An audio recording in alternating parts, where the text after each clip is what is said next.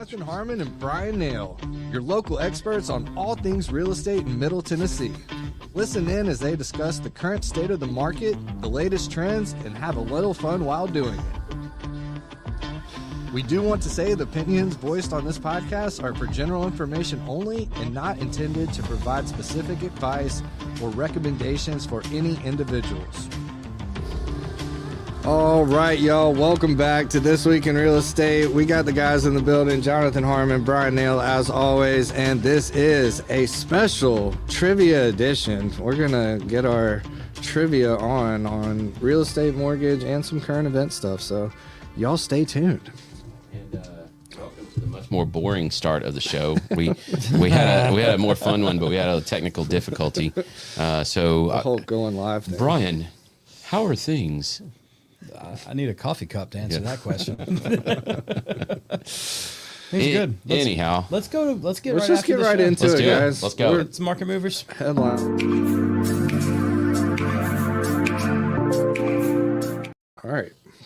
All right, I got a headline. let's go. According to Mortgage News Daily, interesting fact here, existing home sales reached the highest point they've been in a year. Wow. Yeah. Yeah, you have to go back to February of 2024 to find a month that had more home sales, existing home sales. Right. And so March of 2025 is 4.26 million. Got to go all the way back to February of 24 to get 4.38 million. But, Bryan, how many existing home sales did we have in March of, say, 2019? Probably, according to this graph, well over 5 million. Yes. So what you showed me with that graph is that we were here, and then we went like this. Yeah. And then we've kind of done this. Yeah. And this article points this out. It talks about how really, like, it's a misleading. I love this because it's like it's calling itself out. Like, hey, the headline is great. Look at our clickbait. But by the way, it's clickbait. But yeah, they call themselves out, right? They say, Yeah. hey, this is in the bigger picture. It's just we're kind of in a sideways tailspin still. It's just like, because you think, oh yeah, well, home sales in 20, and I'm glad you went back as far as you did because home sales in 2020 and 2021 and 2022, we would know and expect them to be higher because of the lower rate environment. We all know what that market was like. But yeah, I mean, this is a long-term, still low for existing home sales. Yeah, when you showed me that graph, it was interesting because I always liken the market in statistics to how boring of a roller coaster is it, right? And so, we had this massive long uphill from 2009 till about 2000, say 18, 19. And that was the up the hill, right? Yeah. With a few little dips here and there. Yeah. And then all of a sudden it was just kind of bananas up at the top for a little while. And then in 22 or whatever, everything, it was like the biggest downhill ever. And now we're at the bottom and it's like a kiddie coaster. Oh yeah. Because then at the beginning, March of 2020, was actually lower than where we're at right now. Okay. But that was a one time blip. It was kind of like the stock market. It was straight down and straight back up. That was pandemic time. That is exactly what that was. And I will say, this is the last sentence of the article is that realtors credited an uptick in inventory for the uptick in sales. And I think that's interesting. You're seeing, and I wonder if that's because more people who maybe bought their homes in 2022 that are seeing rates, that had rates in the 4s or 5s, have been in their home now for 2 years and are not, locked in. And eventually we will get to a point where there's enough people who bought houses post the lows that they won't be locked in and they'll normalize. They'll be ready to move up to the next house. That's right. Or downsize. And they're already used to that higher rate. Yeah. So, and here's the other thing. So it's a credit higher inventory levels, right? Yeah. The other thing that we have to make sure that we throw in there and temper this with is that those higher inventory levels, they're sticking around longer. So our days on market has just continued to tick up and up and up and up. Even at the lowest price point in Rutherford County, average days on market, or average months inventory rather is 2.2 months, which is an eternity for that low price point. So what that means is that if you're selling right now and you're staying on the market longer, then we're going to see finally, I think we're going to see definite price growth reduction, and possibly even a little bit of price retraction. It's going to be interesting because this is all happening with this increase in inventory, leading right into the spring season, where there are more buyers, and so I wonder if that will kind of stagnate that growth, that deceleration in price, because it's almost like the things are just kind of hitting at the same time. Yeah. Well, and I think that's why you see stagnation in price growth. Yeah. Right. And always remember even when we were having 31% year over year price growth a couple years back, it was not even across the months. Right. Yeah. So you would have, if you net increased 31%, you might increase 35, 40% over a specific 2 or 3 month term, and might even backslide a little bit for, say August. Right. But then by the end of the year, again, there's that roller coaster, right? And I think that's what we're going to see. I think right now we've been really stagnant, possibly even just barely dipping. We'll see maybe a little bit of price growth, but it's going to be boring, going up just a little bit. And then I think in the summertime, we see that either, again, flat or taper off. I would not be surprised if 2025, when all is said and done, we either lose just a little bit of value, just a little, not a ton, or it is completely flat. I would be very surprised if it was more than 3 or 4% growth. I agree. I agree with you. I'm not going to play devil's advocate or foil to your story on that. I think that that's some good analysis. Mm-hmm. I've got another headline. Do it. And this might be a market mover too, but it's let's talk about layering risk. And so when lenders and loan originators, specifically underwriters, are evaluating whether a loan should be approved or not, sometimes you don't look at just one thing, but you're like, you know what? Any one of these things by itself is not reason to not do this loan. But when you start layering these risk profiles, it becomes riskier. It becomes a riskier loan. And so you might look for more compensating factors. So let me make sure I'm gonna put it in terms that I understand. If you're looking at me to give me a loan and I've got subpar credit, right? That's one factor. Right. But if I've got subpar credit, I've got collections that maybe leads to that. I've got unstable income, and I don't know, something else. I don't even know what it would be. Payment shock. There you go. And we're pushing the boundaries of my debt to income.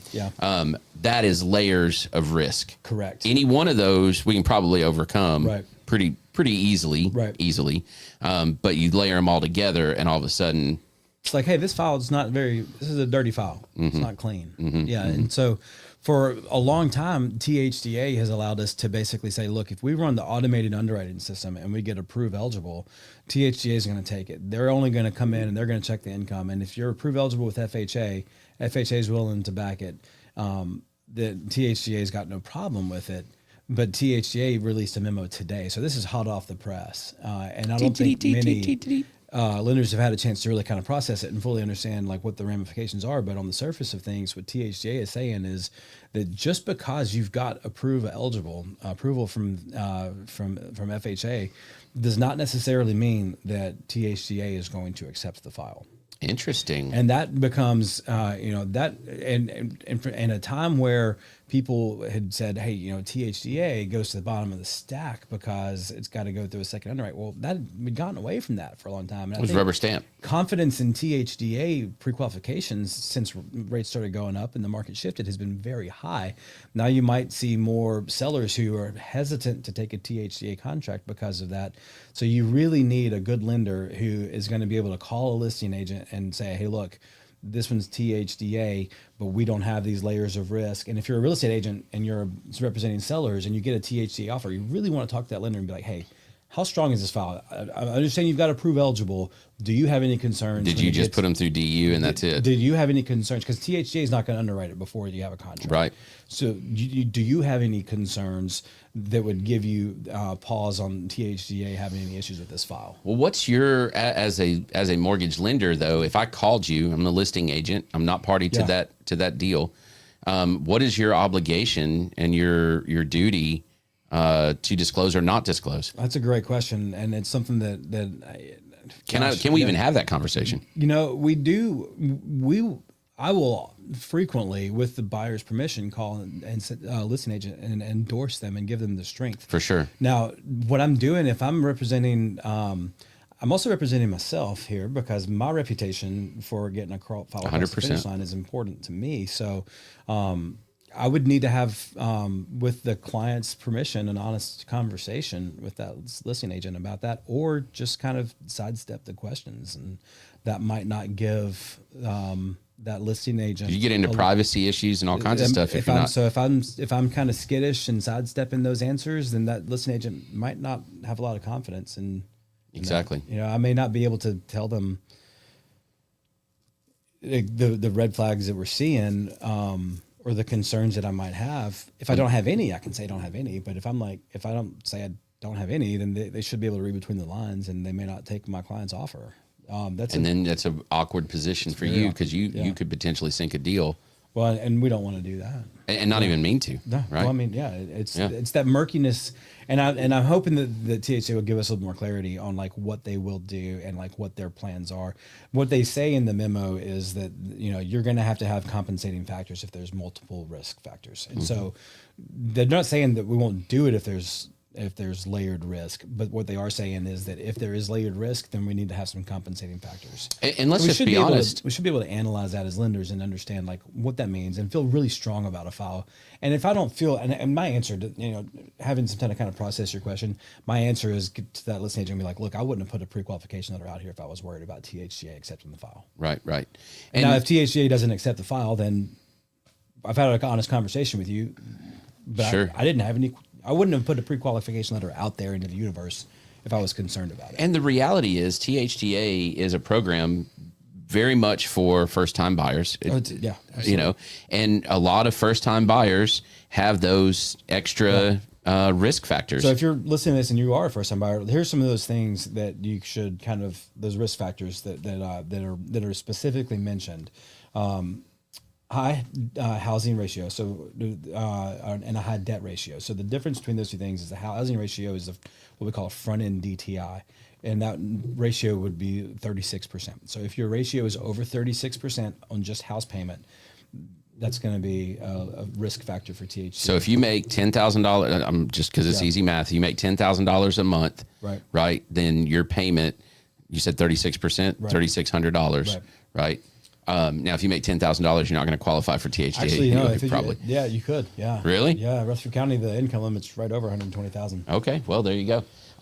So that's what that's talking about. So think about your rent right now, right, and that kind of thing. And then also on the back end, over 44%, which is funny to me because THCA's back end is credit cards and all that stuff, right? Else. THCA's limit is 45%. So they're basically saying, look, if you're between 44 and 45, that's a risk factor. And that's a needle in and of itself. Yeah. But that was an interesting one. Credit scores below 660. So THDA goes down to 640, but they're saying, look, if it's under 660, that's a risk layer. Lack of reserves. So like, hey, a lot of times we're able to get people to the closing table with THDA and they don't have to bring any money to closing at all because of seller credits. If they don't have any money in the bank for a month worth of reserves in the bank, month's payment and reserves, that's going to be a risk profile. Job gaps or multiple jobs in the past 2 years. I mentioned payment shock earlier. Payment shock or no prior rental history. Payment shock is when you're like, let's say you've been paying $600 a month in rent because you've got a generous landlord, or maybe you split your rent with somebody else. Your rent factor has been $600. Now all of a sudden you're going to go to a mortgage payment. It's $2,500 a month. That's payment shock. And then slim credit and or scores based on authorized user accounts. So You can get a credit score just by getting your parents to add you to a credit card, or maybe getting your fiance to add you to their credit card that they've had for several years. Or your cell phone bill, or and so if you've got that, then and that's the only thing in your credit profile, you might have a 700 credit score, but they are going to pick up on what is driving your score, and they're going to say like if you only have 1 or 2 trade lines, or all your trade lines are authorized user accounts, that's going to be a risk layer. There is a homegrown personality that is extremely anti-debt. Yeah. And one of the things that I haven't listened to him in a long, long time, but one of the things he used to say is that you're better off with no credit than you are with bad credit. Yeah. And he always talked about alternative trade lines and things like that, cell phone bills, those types of things. And he said basically don't accept a lender that won't do manual underwriting with a no credit score, not a zero credit score, but a no credit score. Yeah. Is that even a thing? It is. Yeah, it is. Okay, I didn't know if it still was. There was an agent in the Keller Williams office who had a client who was turned down at a lender or two, and ended up just getting frustrated with the whole process because he wanted to add his wife to the mortgage. His wife didn't have a credit score. Well, he was the breadwinner and he had good credit. His wife didn't have a credit score. On paper, they should have been. I never saw the application, so I don't know what the full picture. But I told him, if you can get him over to me and we can get approved eligible on the file, then we have no overlays that would prevent us from doing that. Some lenders will have those overlays where they will not do that loan. But let me ask you this: in that scenario, he wanted to make sure his wife was on the mortgage. Why make sure she's on the mortgage? You can put her on the deed without putting her on the mortgage. Right. So what was the motivation if there's no income or anything? I probably just, it's hard to say, as I never did talk with him, so I don't know what his motivation was. But some people just hey, I want her to get a credit score, and putting her on the mortgage is going to do that. So go get her a securitized credit card. If something never happens to me, she doesn't have to worry because she's on the mortgage. Even though most mortgage companies would work with the spouse to, as long as the payments are being made, the mortgage company's happy. Right. That's interesting. Yeah. Okay. All right. This is real? Yes, sir. Oh, yeah.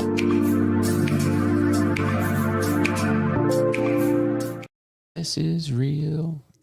This is really bad. Yeah. Not a whole lot to this one. It's just a mess. Did the ceiling fall in, or did that chair get destroyed? I think a cat ate that chair up. It looks like an animal attack. Yeah. Yeah. Okay. Yeah, it's bad. Just a messy, dirty house. Yep. And here's the thing. I know people that live like this and worse, right? Don't put the picture on the MLS. Ever. Yeah.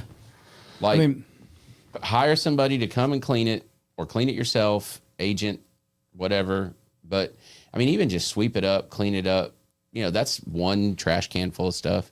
It's not a lot. What's funny is that most of these This Is Real segments, we look at them and it's like we make fun of the homeowners' decoration choices, their style.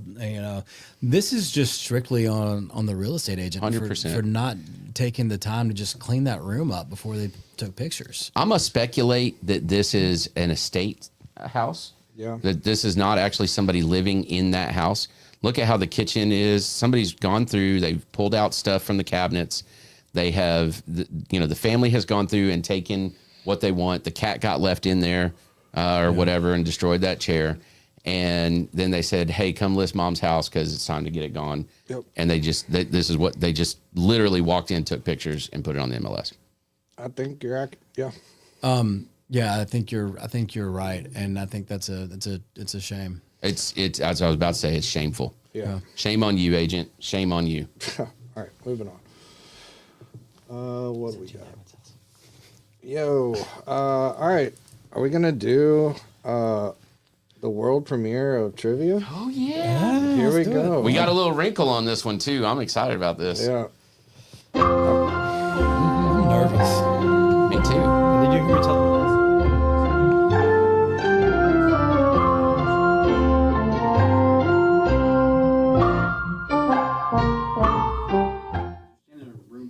All right, we're back. Hang on. Hey, pick it up. Pick it up. Oh, Pick, I was, if you want. I didn't realize we were off the air. But, Sorry. we used to do a lot of lunch and learns, and Belinda would play, if we had any time left over at the end, she would play Stump the Loan Officer.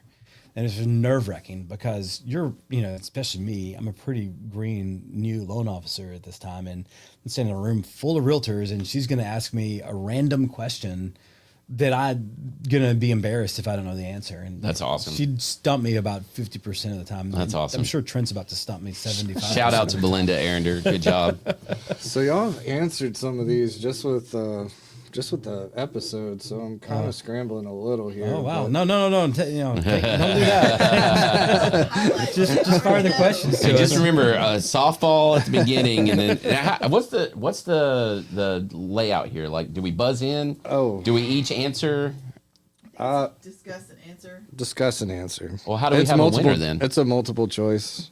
It's multiple. So are you asking me questions and then asking him questions, or like It's up to y'all. We're back- kinda Don't off the give us the cuffy here. multiple choices first. Oh, they're all multiple choice. No, but don't give us the options. Oh, okay, I got Let you. us see if we can come up with it without the Yeah. multiple choice. Oh, okay. And then that's our lifeline. All right. What are the multiple choices? Man, this is. So we get I've seen the so we answer. I get can 2 do it. points if we get it right without the answer, and 1 point if we get it right with the multiple choice. No points if we miss the question. There you okay. go. Yeah, this All will right. Why don't actually. we do that, and then we'll reveal the answers at the end, and then I'll say. Show prep in real time I live. know. And we're gonna buzz in. We're gonna buzz in. Yeah, Okay. Jonathan, that's how I'm gonna buzz in. Raise your hand. I'll call on you. Okay. All right. What major factor has contributed to the housing boom in Middle Tennessee over the past decade? Jonathan. Wait, one major factor? Mm-hmm. What am I trying to say?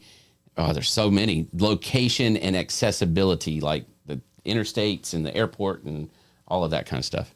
Brian, what's your answer? Wait, I'm gonna actually. We didn't know if he's right. Right. Correct.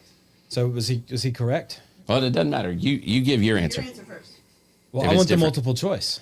Oh, that's smart. Okay. A, state income tax breaks. I almost just said that. B, the booming music industry. C, the relocation of major corporations like Nissan and Oracle. D, a sudden increase in beachfront properties. I'm going to say A, and if you'd say that, and none of his answer was not in that list, by the way. So he's No, wrong. so I'm obviously wrong. I'm going to say A, and if you say that I'm wrong on A, because I the think it's answer A. is because the answer is C, I would tell you that those businesses are coming here because of A. Okay. I'm gonna go with A on that for sure, based on that list. So 1 point because I took the 1 point for Brian. Well, it's Trent's not even gonna it's technically C. What is C? the relocation of major But I'm going corporations. to. But they're doing that yeah. because of state income Okay. tax and a good. I mean, here's the thing: we also have an educated, Jonathan populace. agrees. I get 1 point on Yeah, this. Brian gets 1 point. Wow. Okay. Your source sucks. I knew that would be a little controversial. Starting out with a zinger. Brian gets a point. All right, here's another one, kind of in the same vein. What is a unique real estate trend that has gained popularity in Nashville and surrounding areas due Brian. to tourism and entertainment? Brian's up. Airbnbs. Bing, ding, ding, ding, ding. Nailed it. Nailed it. See what you See, did. I would have actually said HPRs that become that. Yeah. Because wanna that's the hear- actual real estate trend. PR. You want to hear the multiple choice? This is Yes. great. A, underground homes. B, short-term vacation rentals, Airbnbs. C, floating homes on the Cumberland River. Or D, all-cash home purchases. No, it's actually HPRs that become Airbnbs and gentrification of old neighborhoods. Oh, dang. Because it's a Can't real argue- estate trend. Yeah, can't argue that. All right, let's hop into He some. gets the point. 3. I'm at 3. 3-0. Dang. All right, current event questions. Which reality TV star's Franklin, Tennessee home, known as the Divorce House, was reportedly under contract for $8.9 million in March 2025? I saw this. You raised your hand. You got to answer. I got to answer. I saw this. I'm waiting for the multiple choice. Do, do, do, do. Remember, we have a time frame on this. John Rich. No. Give me the multiple choices. A, Kristen Cavallari. B, Carrie Underwood. C, Taylor Swift. D, Reese Witherspoon. A. Let's go. Jonathan's on the board. No, All right, 3 to 1. 3 to 1. 3 to 1. All right. I got this one. This was ChatGPT, full disclosure, but I Oh, thought this Lord. was a amazing or just a coincidence, and I wanted to see what you did. All right, you built it up. Let's go. All right, which Nashville-based mortgage company welcomed veteran loan officer Pete Zaff to their team in March of 2025? Brian. Primis mortgage. Yeah. Ding, ding, ding, ding. Count. That so doesn't count. 3 bonus points if Jonathan Man. can tell us who Pete is. That's the best hire they've made since Belinda Arender, which technically I was hired before Belinda Arender. That's so. incredible. Isn't that wild that came up? Yeah, that is pretty awesome. Here's the thing. I don't That's- even know who that's- that guy is. So that's really there you cool. go. Oh, dude, I was gonna give. I was like, I have to do that one. It's a great plug for I need Primis. to. I need you to tell me like what minute we're at in the show, so I can send this to our leadership team and be like, y'all need to watch it at. Like 24:40. cool. All right. 24:40. Tell him to start at Shout out 20, to John 23 Owens and a half. Chris Blevins, Belinda Arender. Yeah, Oh, right. there you go, Oh, there you go. Oh, this is a good one. You better give me a softball like that. Okay. Actually, I don't know. 5-1. I'm getting murdered here. I know you're gonna be singing. Yeah, I am. This one kind of all right. Which Middle Tennessee city was highlighted in December of 2024 as an emerging ex-burb due to its affordable housing and peaceful living? Just giving it to him. Jonathan, Laverne. negative. Yes, it was. Oh, okay. Pretty You want to hear confident. the? You want to hear the Yeah, multiple I'll take choice? multiple choice. A. Franklin. B. Lebanon. C. Murfreesboro. D. Clarksville. Lebanon. Yep. It's Lebanon. Lebanon. Lebtucky, as I like to call it. Lebtucky. Yeah, actually, Laverne was earlier last year, but it was noted as well. Was it really? So 6-1. True story. So Shut 6 your to 1. face. So No just one 6 cares, Brian. We're not who's keeping score? I didn't know we were keeping score here. Yeah. We're playing golf, aren't we? You made this game up. I did, didn't I? All right. In January 2025, which alternative site emerged as a possible location for the new TPAC Center building in Nashville? Do we do multiple choice? Oh, Brian's going. Brian's going. The East Bank development. I'm going to do the multiple choice because it might technically be means that. no. That's not the official answer. On All right, here. go. A, near the Nashville Sounds ballpark in Germantown. B, adjacent to the Ryman Auditorium. C, within the Gulch neighborhood next to the, or D, next to the Country Music Hall of Fame. Well, none of that's East Bank. Okay. I'm just going to guess. He already got it wrong, so I'm going to go A. Yep. Near the Nashville Sounds ballpark in Makes Germantown. sense. It's up by the Yeah. Tennessee State Museum, so they're like following each other. Yeah. Okay. What's open over there? 6-2. What else? I don't we know. got? 6-2. Still getting murdered here, Trent. This is, I feel like we talk about this. Do we have a mercy lot. rule on this? I was wondering Let's that. go. All right. So, what is the project? So, think this this is is kind of going to- basic, but I want to see what y'all say for this. What is the projected trend for the Nashville housing market in 2025, according to the GNAR? Go ahead. Can I say relatively flat? Okay. Technically, that's it. Or the correct answer is B, stability with steady growth. Yeah, that's it. Yeah. Okay. Okay, 6. 6-3. 6-4. 6-4. Don't call it a comeback. How long is this going? Yeah. don't How many know. more questions we got? I got to make up ground here. One more. We could end tied. I'm kind of into the just real estate or just mortgage. Let's see. Is there one? Brian got a softball, so. Okay. Let's. Well, I That did was a too. That was a softball. softball. Yeah. These are kind of boring. Go way out and do like 80s trivia or something. All right. This is the last one of the current events. Which legendary artist just announced a residency at Nashville's Ryman Auditorium? I saw that. I'm pushing for the multiple choice. I don't remember. Multiple choice. Multiple choice. A, George Strait. B, Garth Brooks. C, Chris Stapleton. D, Dolly Parton.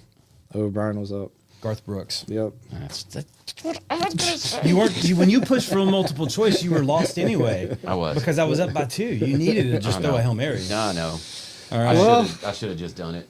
So I want him to sing Friends in low places. Let's go. Okay. That was the bet. We forgot to say that. We forgot to say the bet. Winner gets to pick a song for the loser to sing. So here we go. I guess I was wrong. I just don't belong. But then I've been there before. Man. Everything's all right. We'll just say goodnight and I'll show myself to the door. The end. Honestly, that one. Man, all right, trivia. That was fun. That was a hit. I like it. Let's do that again. I'll tighten it up and have some. I think we might need to do just more random stuff than. Oh, I mean, we can throw some real estate, mortgage stuff in there, and a random question. I mean, the real estate stuff's pretty basic, but I can. Yeah. And then it gets like super specific. All right. But anyway, shiny penny.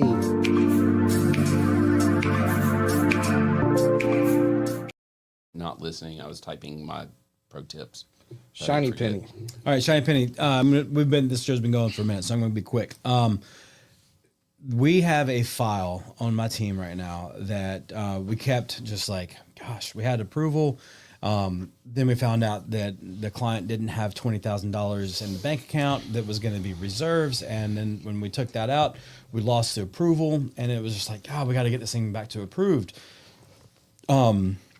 Client's got $8,000 cash.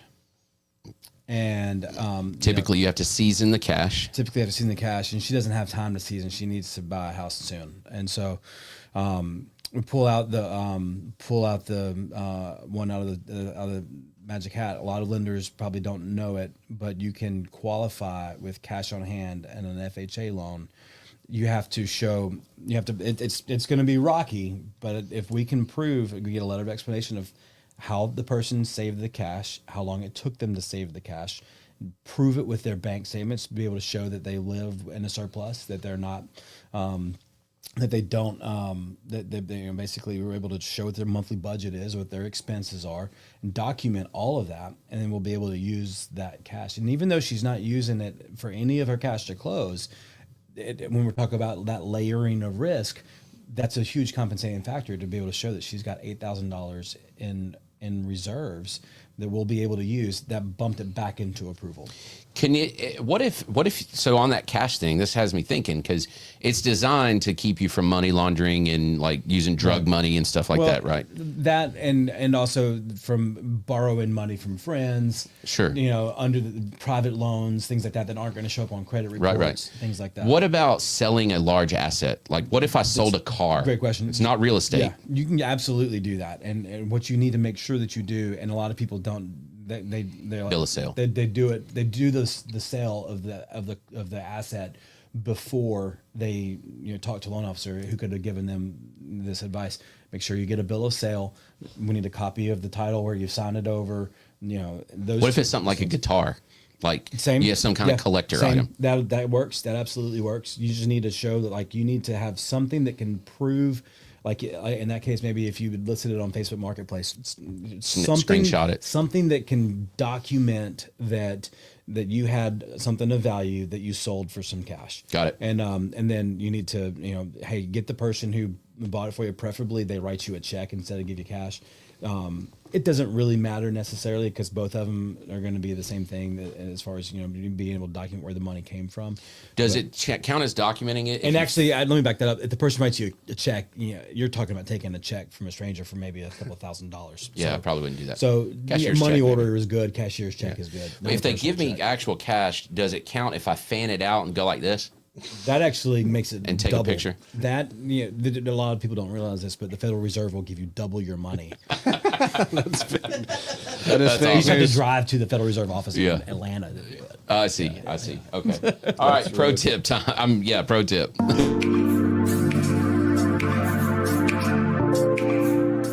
Is still watching the show. You can stop now. Yeah, no need to you just redact what I just said.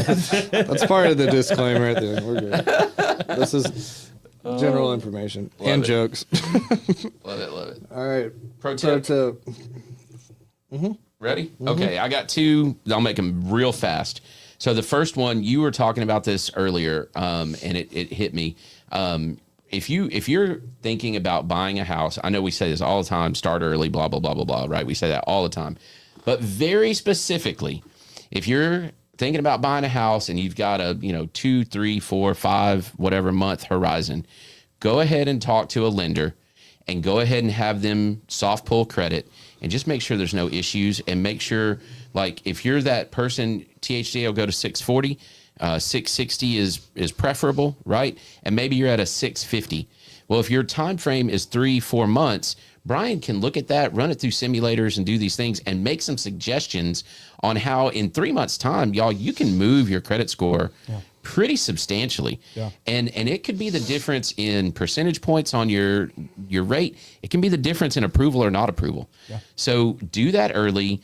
Don't wait. If 30 days is not a long time to get your credit kind of repaired a little bit. But that service through Bryan doesn't cost you anything. It's not a charge at all. So do it early. Do it. Okay, that's number one. Number two, and this is not necessarily real estate related, but I'm going to say it anyway. It is sort of to some extent. Y'all, there is a tremendous erosion of people just not honoring their own word that I witness in several of my businesses on a pretty daily basis. So just be someone that honors your word. And then the second part of that is don't accept people that don't, right? Don't put up with that crap. Yeah. If they don't honor their word, just don't deal with them. Yeah. And tell them, I am not dealing with you because your yes is not a yes.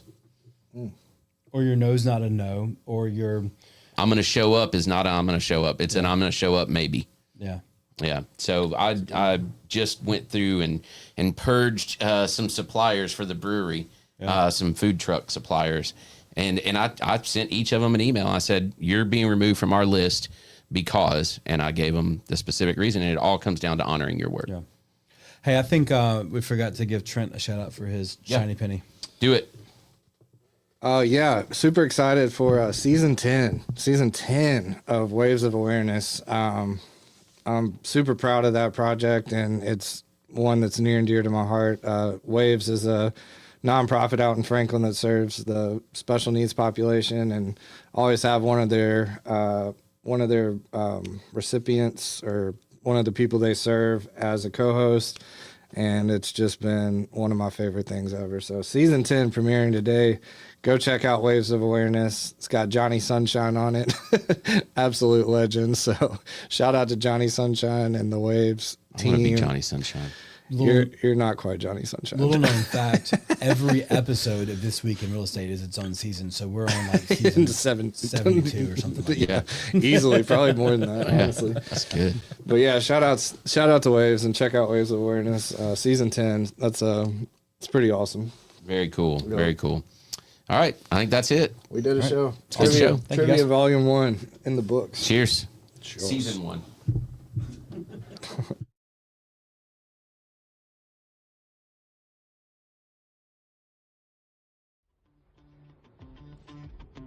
Thank you for listening to another episode of This Week in Real Estate with Jonathan Harmon and Bryan Nale, your go-to resource for all things real estate in Middle Tennessee. Be sure to like, share, follow, subscribe, and leave us a 5-star review. We will see y'all on the next one. Now for the nitty-gritty. Primis Mortgage Company is a subsidiary of Primis Bank, a member FDIC. Primis Mortgage NMLS number 1894879, BK number 1042893, ML number 1894879. As always, all loans are subject to credit approval and product guidelines. Equal housing lender.